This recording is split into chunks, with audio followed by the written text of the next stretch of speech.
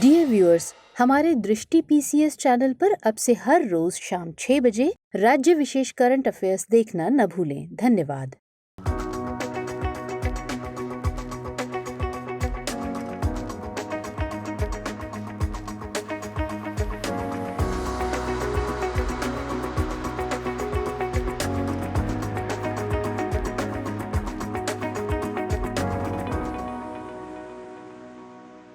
नमस्कार, दृष्टि आईएएस के टुडेज जी के प्रोग्राम में आपका स्वागत है।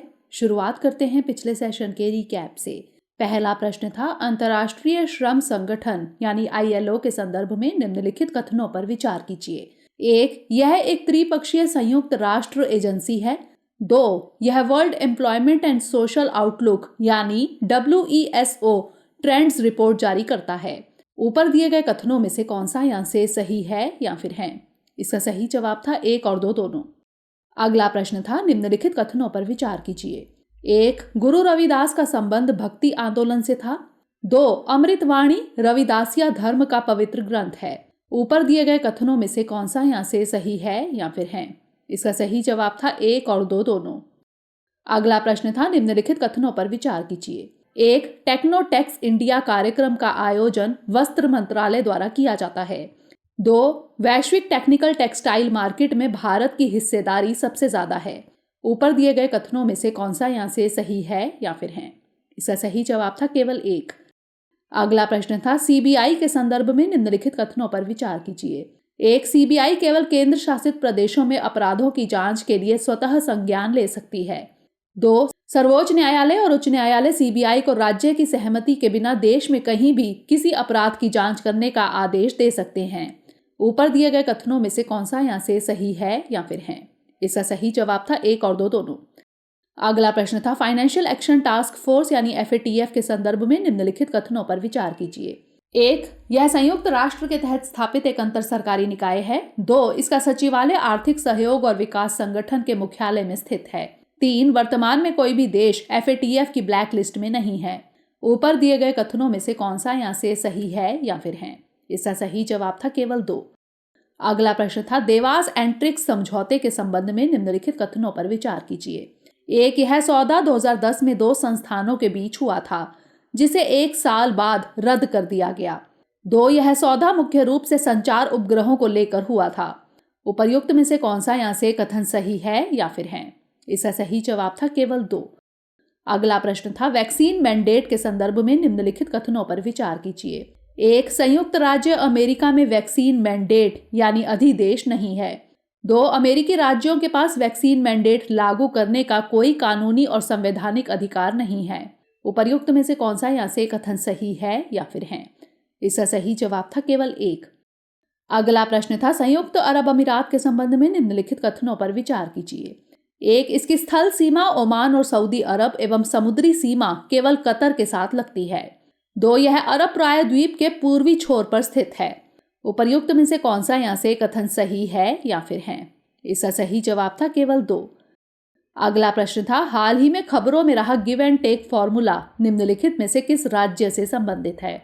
इसका सही जवाब था असम और मेघालय। अंतिम प्रश्न था, नेशनल डिजास्टर रिस्पांस फोर्स यानी NDRF के संबंध में निम्नलिखित कथनों पर विचार कीजिए।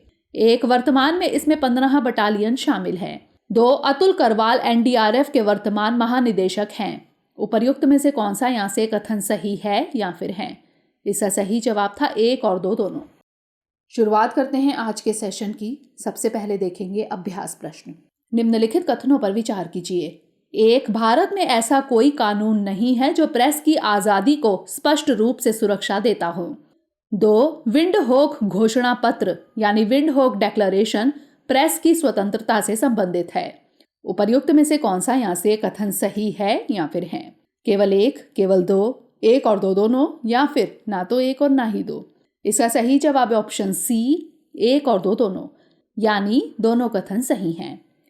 एडिटर्स गिल्ड ऑफ इंडिया ने कश्मीर प्रेस क्लब के बंद होने पर नाराजगी जताई है। संविधान के अनुच्छेद 19 के तहत वाक एवं अभिव्यक्ति की स्वतंत्रता दी गई है।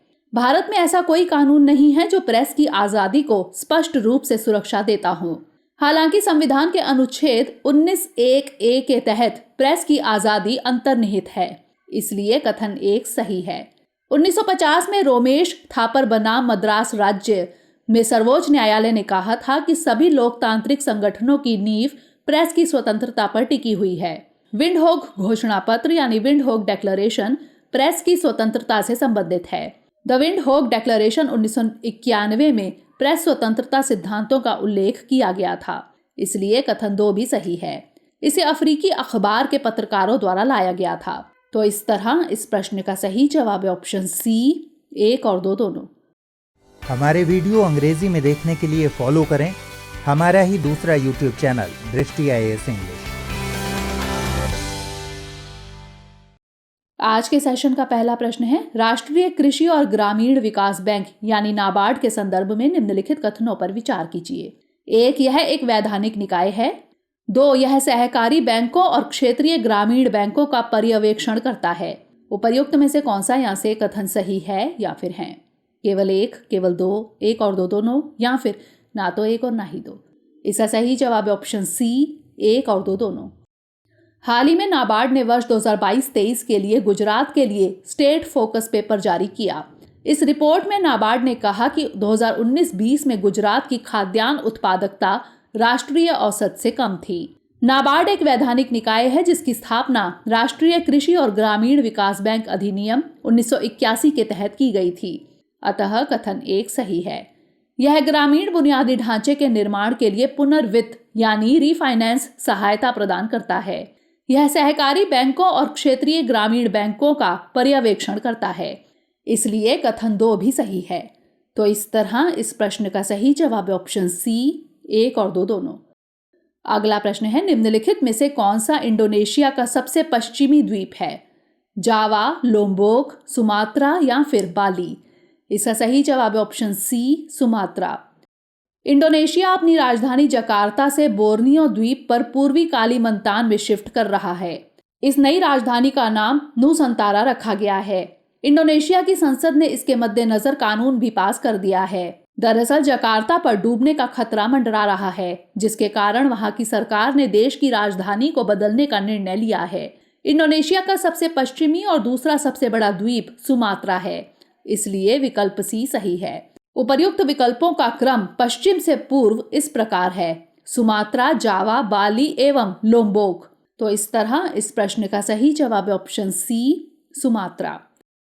अगला प्रश्न है, निम्नलिखित कथनों पर विचार कीजिए।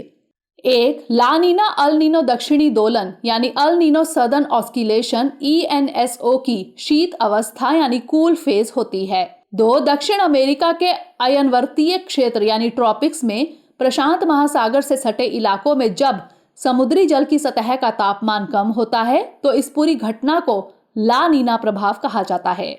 उपर्युक्त में से कौन सा यहाँ से कथन सही है या फिर है? केवल 1, केवल 2, 1 और 2 दोनों, या फिर ना तो 1 और ना ही 2? इसका सही जवाब है ऑप्शन सी, 1 और 2 दोनों। 2 अमेरिकी एजेंसियों द्वारा जारी किए गए डेटा के अनुसार 2021 दुनिया का छठा सबसे गर्म वर्ष रहा। ला नीना अल नीनो दक्षिणी दोलन यानी El Nino southern oscillation ENSO की शीत अवस्था यानी कूल फेज होती है, इसलिए कथन 1 सही है। ला नीना एक पैटर्न है जो उष्णकटिबंधीय पूर्वी प्रशांत के असामान्य शीतलन के बारे में बताता है। दक्षिण अमेरिका के अयनवर्तीय क्षेत्र यानी ट्रॉपिक्स में प्रशांत महासागर से सटे इलाकों में जब समुद्री जल की सतह का तापमान कम होता है तो इस पूरी घटना को ला नीना प्रभाव कहा जाता है, इसलिए कथन 2 भी सही है। ला नीना की घटनाएं 1 से 3 साल तक बनी रह सकती हैं, जबकि अल नीनो की घटना अमूमन 1 साल से अधिक समय तक नहीं रहती हैं। तो इस तरह इस प्रश्न का सही जवाब है ऑप्शन सी, 1 और 2 दोनों। अगला प्रश्न है, निम्नलिखित कथनों पर विचार कीजिए। 1, इन पर्वतों की उत्पत्ति मेसोजोइक युग के अंत के आसपास हुई थी। 2, मोंट ब्लांक इस पर्वत श्रृंखला की सबसे ऊंची चोटी है। उपरोक्त कथन निम्नलिखित में से किस पर्वत श्रृंखला का वर्णन करते हैं? रॉकी, यूराल, एंडीज या फिर आल्प्स? इसका सही जवाब है ऑप्शन डी, आल्प्स। आल्प्स की उत्पत्ति अल्पाइन ओरोजेनी के दौरान हुई थी। अल्पाइन ओरोजेनी की शुरुआत मेसोजोइक युग के अंत के आसपास मानी जाती है। मोंट ब्लांक इस पर्वत श्रृंखला की सबसे ऊंची चोटी है। इसकी ऊंचाई 4804 मीटर है। यह चोटी ग्रेयन एल्प्स में स्थित है एवं यह फ्रांस, स्विट्जरलैंड एवं इटली में फैला हुआ है। आल्प्स का विस्तार भूमध्य सागर के तट पर अवस्थित फ्रांसीसी शहर नाइस से शुरू होकर ऑस्ट्रिया की जेनेवा झील तक है, इसलिए विकल्प डी सही है। तो इस तरह इस प्रश्न का सही जवाब है ऑप्शन डी, आल्प्स। अगला प्रश्न है, पूर्वी बारहसिंगा यानी ईस्टर्न स्वैम्प डियर के संदर्भ में निम्नलिखित कथनों पर विचार कीजिए। एक है काजीरंगा और दुधवा राष्ट्रीय उद्यान में पाया जाता है। 2, इसकी 3 उप प्रजातियां हैं, लेकिन उनमें से केवल 2 ही भारतीय उपमहाद्वीप में पाई जाती हैं। उपर्युक्त में से कौन सा यहाँ से कथन सही है या फिर है? केवल 1, केवल 2, 1 और 2 दोनों, या फिर ना तो 1 और ना ही 2। इसका सही जवाब है ऑप्शन ए, केवल 1। काजीरंगा राष्ट्रीय उद्यान और टाइगर रिजर्व में पूर्वी बारहसिंगा यानी ईस्टर्न स्वैम्प डियर की संख्या में गिरावट आई है। भारतीय उपमहाद्वीप में इसकी 3 उप प्रजातियां पाई जाती हैं, अतः कथन 2 गलत है। पूर्वी बारहसिंगा असम के काजीरंगा और उत्तर प्रदेश के दुधवा राष्ट्रीय उद्यान में पाया जाता है, इसलिए कथन 1 सही है। आपको बता दें कि पूर्वी बारहसिंगा इन दोनों जगहों को छोड़कर दक्षिण एशिया में और जगह विलुप्त हो चुका है। पश्चिमी बारहसिंगा यानी वेस्टर्न स्वैम्प डियर नेपाल में पाया जाता है। सदर्न स्वैम्प डियर, जिसे हार्ड ग्राउंड बारहसिंगा भी कहते हैं, मध्य एवं उत्तर भारत में पाया जाता है। तो इस तरह इस प्रश्न का सही जवाब है ऑप्शन ए, केवल 1। अगला प्रश्न है, अरब प्रायद्वीप के संबंध में निम्नलिखित कथनों पर विचार कीजिए। एक है केवल लाल सागर, अदन की खाड़ी, अरब सागर और फारस की खाड़ी से घिरा हुआ है।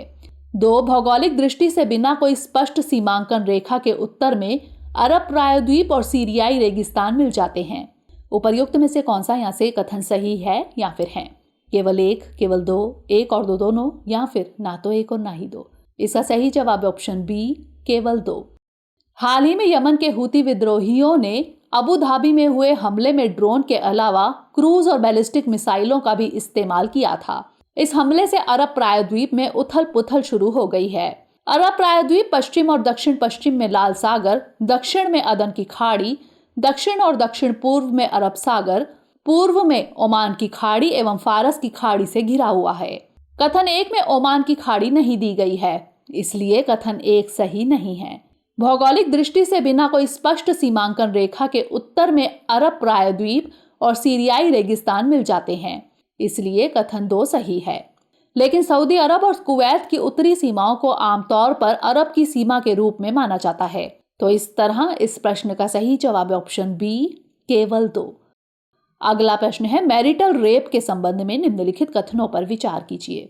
1, आईपीसी की धारा 375 बलात्कार को परिभाषित करती है, लेकिन नोशंस ऑफ कंसेंट को परिभाषित नहीं करती है। 2, केवल कनाडा और ऑस्ट्रेलिया में मैरिटल रेप को अपराध मानने वाला कानून है। उपर्युक्त में से कौन सा यहाँ से कथन सही नहीं है या फिर है? केवल 1, केवल 2, 1 और 2 दोनों, या फिर ना तो 1 और ना ही 2। इसका सही जवाब ऑप्शन सी, 1 और 2 दोनों, यानी दोनों कथन गलत हैं। दिल्ली हाईकोर्ट आईपीसी की धारा 375 के अपवाद की संवैधानिकता को चुनौती देने वाली 4 याचिकाओं पर सुनवाई कर रही है। आईपीसी की धारा 375 बलात्कार को परिभाषित करती है, साथ ही 7 नोशंस ऑफ कंसेंट का भी जिक्र करती है, इसलिए कथन 1 सही नहीं है। यदि इन 7 नोशंस ऑफ कंसेंट को नहीं माना जाता है, तब किसी पुरुष द्वारा किसी महिला के साथ बनाए गए फिजिकल रिलेशन को रेप माना जाएगा। हालांकि इसमें एक अपवाद है। यदि कोई पुरुष अपनी पत्नी की उम्र 18 वर्ष से कम नहीं होनी चाहिए के साथ बिना सहमति के भी सेक्सुअल रिलेशन बनाता है, तो उसे रेप नहीं माना जाएगा। न केवल कनाडा और ऑस्ट्रेलिया बल्कि दक्षिण अफ्रीका में भी मैरिटल रेप को अपराध मानने वाला कानून है, इसलिए कथन 2 भी सही नहीं है। तो इस तरह इस प्रश्न का सही जवाब ऑप्शन सी, 1 और 2 दोनों। अगला प्रश्न है, पैसिफिक रिंग ऑफ फायर के संबंध में निम्नलिखित कथनों पर विचार कीजिए। 1, इसे पैसिफिक रिम या सरकम पैसिफिक बेल्ट भी कहा जाता है। 2, दुनिया भर के लगभग 75% ज्वालामुखी और लगभग 90% भूकंप इसी क्षेत्र में आते हैं। उपर्युक्त में से कौन सा यहाँ से कथन सही है या फिर है? केवल 1, केवल 2, 1 और 2 दोनों, या फिर ना तो 1 और ना ही 2। इसका सही जवाब ऑप्शन सी, 1 और 2 दोनों, यानी दोनों कथन सही हैं। हाल ही में टोंगा के दक्षिणी प्रशांत द्वीप में हुंगा टोंगा हंगा हपाई ज्वालामुखी में विस्फोट हुआ। पैसिफिक रिंग ऑफ फायर को पैसिफिक रिम या सरकम पैसिफिक बेल्ट भी कहा जाता है, इसलिए कथन 1 सही है। यह बेल्ट प्रशांत महासागर में स्थित है। दुनिया भर के लगभग 75% ज्वालामुखी और लगभग 90% भूकंप इसी क्षेत्र में आते हैं, इसलिए कथन 2 भी सही है। इसकी लंबाई लगभग 40,000 किलोमीटर है। यह टोंगा, इंडोनेशिया, जापान, फिलीपींस आदि से लेकर उत्तरी एवं दक्षिणी अमेरिका के पश्चिमी तटों तक फैला हुआ है। तो इस तरह इस प्रश्न का सही जवाब है ऑप्शन सी, 1 और 2 दोनों। अगला प्रश्न है, हाल ही में लैंसेट जर्नल में प्रकाशित एक रोगाणु रोधी प्रतिरोध संबंधी अध्ययन से जुड़े निम्नलिखित कथनों पर विचार कीजिए। 1. रोगाणु रोधी प्रतिरोध के चलते अब लाखों मौतें कॉमन इन्फेक्शंस की वजह से होने लगी हैं, जिनका इलाज पहले किया जाना संभव था। 2. रोगाणु रोधी प्रतिरोध यानी एंटी माइक्रोबियल रेजिस्टेंस की वजह से सबसे ज्यादा मौतें उप सहारा अफ्रीका और दक्षिण एशिया में हुई हैं। उपर्युक्त में से कौन सा यहाँ से कथन सही है या फिर है? केवल 1, केवल 2, 1 और 2 दोनों, या फिर ना तो 1 और ना ही 2? इसका सही जवाब है ऑप्शन सी, 1 और 2 दोनों, यानी दोनों कथन सही हैं। हाल ही में जानी मानी पत्रिका लैंसेट में प्रकाशित एक अध्ययन में पता चला है कि एंटीबायोटिक प्रतिरोधी जीवाणु संक्रमण के परिणाम स्वरूप 2019 में लगभग 1.2 मिलियन लोगों की मृत्यु हो गई थी। इस अध्ययन में यह भी कहा गया कि रोगाणु रोधी प्रतिरोध के चलते अब लाखों मौतें कॉमन इन्फेक्शंस की वजह से होने लगी हैं, जिनका इलाज पहले किया जाना संभव था। ऐसा इसलिए हो रहा है क्योंकि संक्रमणों के लिए जिम्मेदार रोगाणु उपलब्ध दवाइयों के प्रति प्रतिरोधी रेजिस्टेंट बन गए हैं। रोगाणु रोधी प्रतिरोध की वजह से सबसे ज्यादा मौतें उप सहारा अफ्रीका और दक्षिण एशिया में हुई हैं, इसलिए कथन 2 भी सही है। तो इस तरह इस प्रश्न का सही जवाब है ऑप्शन सी, 1 और 2 दोनों। अंतिम प्रश्न है, सारथी मोबाइल ऐप किसके द्वारा लॉन्च किया गया है? भारतीय स्टेट बैंक, भारतीय रिजर्व बैंक, नीति आयोग या फिर भारतीय प्रतिभूति और विनिमय बोर्ड? इसका सही जवाब है ऑप्शन डी, भारतीय प्रतिभूति और विनिमय बोर्ड। हाल ही में सेबी यानी भारतीय प्रतिभूति और विनिमय बोर्ड ने सारथी मोबाइल ऐप लॉन्च किया। इस ऐप के जरिए सिक्योरिटीज मार्केट के बेसिक कॉन्सेप्ट एवं अन्य प्रासंगिक सूचनाओं के बारे में जानकारी मिलेगी। तो इस तरह इस प्रश्न का सही जवाब है ऑप्शन डी, भारतीय प्रतिभूति और विनिमय बोर्ड। अब नोट कर लेते हैं आज का अभ्यास प्रश्न। इलेक्टोरल बॉन्ड के संदर्भ में निम्नलिखित कथनों पर विचार कीजिए।